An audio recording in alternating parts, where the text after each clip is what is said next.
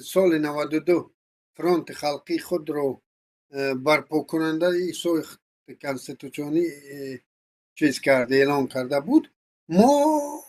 البته ما دعوا بران داریم که ما ساخت کنستیتوسیونی رو برقرار کردنیم، یعنی ما کنستیتوسیون رو به مردم برگرداندنیم. ما مقابل نظام نیستیم. و اکنون همین رژیمی که امروز بر ضد خود نظام، بر ضد خود قانون و نظام غصب حکومت کرده است، در این حالت که برای این حکومت اپوزیسیون و مخالف هستیم، این ما را یک نیروی ضد نظام قلم داد.